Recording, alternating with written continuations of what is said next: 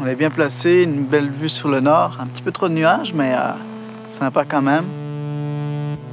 Le Saguenay-Lac-Saint-Jean est quand même bien positionné parce qu'il faut savoir que les aurores boréales vont partir des pôles. Donc plus on est situé vers le nord, plus les aurores boréales vont être visibles. C'est moins pollué au niveau de la lumière que par exemple ce que peut faire la ville de Québec ou la ville de Montréal. Donc ça, c'est un autre élément qui fait que le Saguenay-Lac-Saint-Jean est une région favorable à observer les aurores boréales. Il y a des gens qui sont encore surpris de savoir qu'on peut les voir, notamment au Saguenay-Lac-Saint-Jean. On entend toutes sortes de choses. J'ai des gens qui me disent les aurores boréales, ça amène le beau temps, ou ça amène de la pluie, ou des temps avec beaucoup de vent, etc. Mais en fait, ça n'a aucun lien. Donc, on peut un peu démystifier le phénomène. Là, actuellement, on voit qu'on est entré en orage magnétique avec des vents solaires à 447 km par seconde. Les aurores boréales, souvent, vont commencer avec du vert.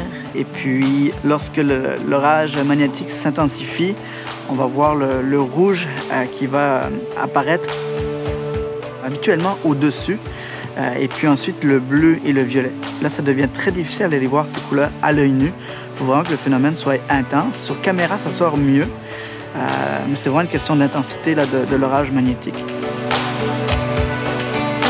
Lorsque l'aurore boréale va vraiment s'élever dans le ciel, devenir colorée, qu'on va le voir danser, là, on parle vraiment d'un phénomène qui est extraordinaire. Moi, je chasse les aurores boréales depuis 2011. Et puis, à chaque fois qu'il y a eu des grandes soirées, je m'en souviens encore. Et puis, ça donne des frissons, on n'en croit pas ses yeux. Puis, c'est vraiment... c'est difficile à expliquer. C'est vraiment un phénomène qui est unique en soi. Puis moi, je souhaite simplement à chacun d'avoir la chance de le vivre. Puis justement, aujourd'hui, l'ère du numérique, avec la photo, la vidéo, on peut le partager. Moi, l'idée, c'est en tout cas, c'est mon impression, c'est que j'ai encore un œil de touriste où je vois la région différemment.